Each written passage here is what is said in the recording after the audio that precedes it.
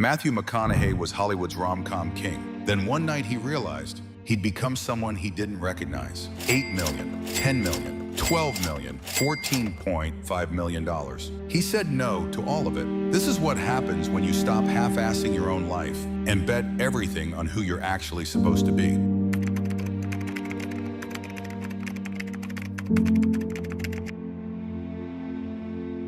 Do it.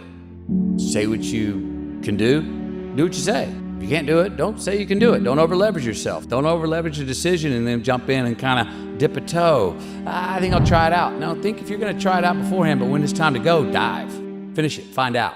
Come out the other side. Don't leave it and go, ooh, if I just would.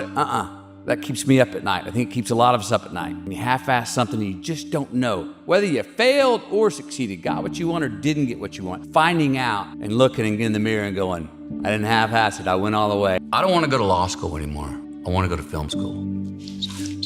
Little bead of sweat starts to go down the back of my neck. I'm like, here it comes. You want to what? I thought he was going to go into all this stuff about, like, my ass. You think I'm paying for that? You know, that could be a hobby, but that's not a drill job. I thought all this was coming. And after about a 5-second pause, he goes, I hear this. Are you sure that's what you want to do?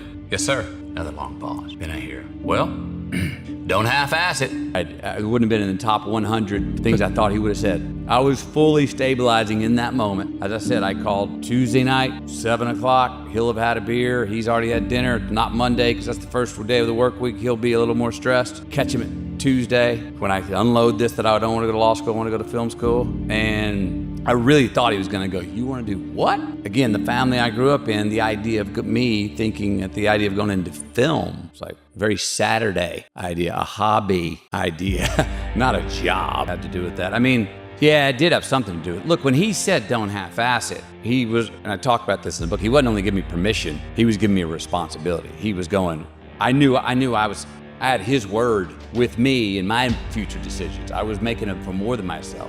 I wanted to fail less because I didn't want to embarrass him. His father gave him permission and responsibility in the same breath. Then, 5 days into filming his first movie, his father died. The safety net was gone. Now he had to figure out who he was by first figuring out who he wasn't.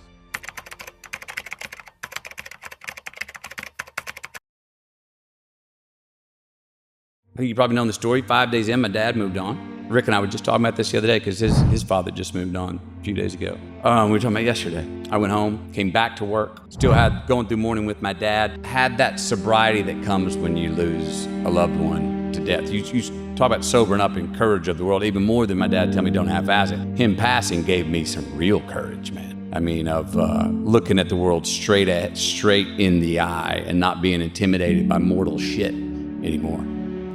I was told I was gonna be living on the outskirts of Sydney, which sounded exciting to me. It was the outskirts, but it was 3.5 hours from there. And this was a very small town, population 305 people, Warner Vale.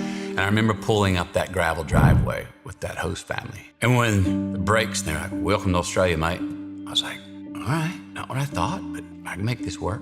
All of a sudden, I don't have my car. I ain't got my girlfriend. I want to go see on the other side of town. I don't have my golf clubs. I ain't got money in my pocket. And I got a 10 p.m. curfew, even on Friday and Saturday night. I'm going to school again. So I feel like I'm going in reverse. Socially, none of the friends at the school. They put me in my junior year over there because I went mid-semester. And they wanted me to go first half of the year with the juniors so I could carry on the second half of my year with what would become seniors. So I feel like I'm going backwards. Socially, no one's got a car. Their interests seem to be different. Well, what better subject to study than ourselves? What better subject to interrogate and investigate daily? What's the one character that we are never going to get, that we should never get bored with chasing to figure out? But also, it's also the one character that we can't get away from ourselves. It's the one person that we can't get rid of. So I have enjoyed and not enjoyed investigating myself through my life. I start to find a little power in the fact that, oh man, the harder this gets, the greater the reward there's gonna be on the other side once I get out of here. Because it was non-negotiable, I was staying a year. So I never gave my mind the chance to go, well, you could go home. That was never on my proverbial mental table as a choice. He found out who he wasn't. Now he had to prove who he was. What happened next made 0 sense on paper, and that was exactly the point.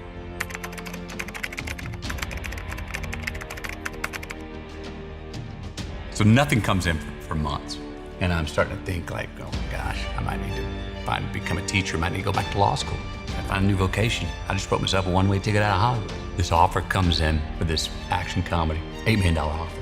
I read it, and I said, no thank you. That's the stuff I'm not doing. I come back with a $10 million offer. I'm not reading that again. No thank you. Come back at a $12 million offer. Guys, tell him I said no thank you. Come back at a $14.5 million offer. I said, let me read that again.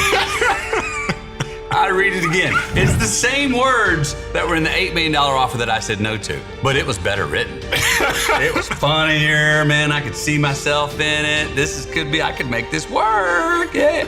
Anyway, I ultimately said no. And I think, in my theory, I don't have any proof of it, but I think that me saying no to that $14.5 million offer, a year into me leaving and saying no, more rom-coms, I think me doing that sent the message got around kind of through Hollywood. Oh, McConaughey's not bluffing. What the fuck's he up to? Something about that was like, oh, he didn't just recede. He's got a plan, but he stepped out of Hollywood. He's turned up 14.5. Oh, he's not rent. He's not for rent, which, that's interesting.